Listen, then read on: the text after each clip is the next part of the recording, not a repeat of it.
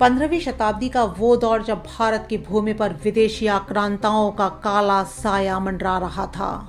चारों ओर हाहाकार था, मंदिर तोड़े जा रहे थे और मानवता सिसक रही थी। सह्याद्री की पहाड़ियां खामोश थी, मानो किसी रक्षक की प्रतीक्षा कर रही हों। तभी शिवनेरी किले की गूंज ने इतिहास बदल दिया। जीजाऊ के संस्कारों और शाहजी राजे के साहस से एक बालक का जन्म हुआ, शिवाजी। ये केवल एक नाम नहीं बल्कि आने वाले हिंदवी स्वराज्य की पहली मशाल थी, जिन्होंने बचपन में खिलौनों की जगह तलवारों से खेलना और किलों की मिट्टी से रणनीतियां बनाना सीखा।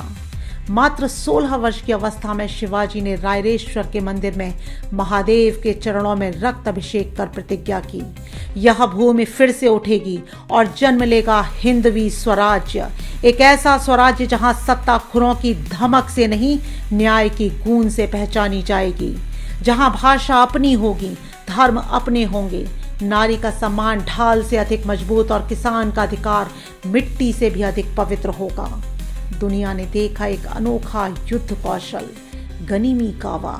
चाहे वह अफजल खान का घमंड चकनाचूर करना हो या लाल महल में घुसकर शाइस्ता खान की उंगलियां काटना, शिवाजी महाराज ने साबित कर दिया कि युद्ध केवल ताकत से नहीं बल्कि बुद्धि और कलेजे से जीता जाता है।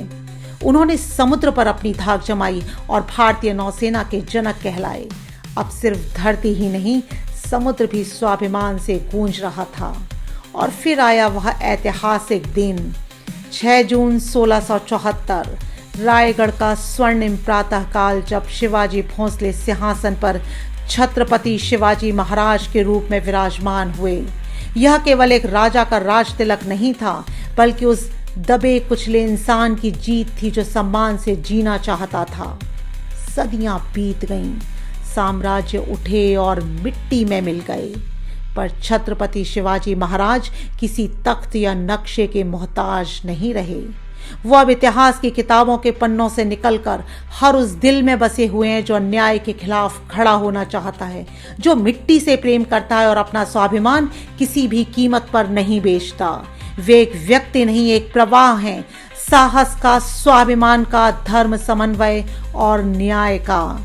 जब जब भारत की संतति कायरता की ओर झुकेगी, सह्याद्री की चट्टानें फिर वही नाम पुकारेंगी, निश्चयाचा महामेरु बहुत जनांसी आधारु, अखंड स्थिति चा निर्धारु, श्रीमंत योगी श्रीमंत योगी श्रीमंत योगी।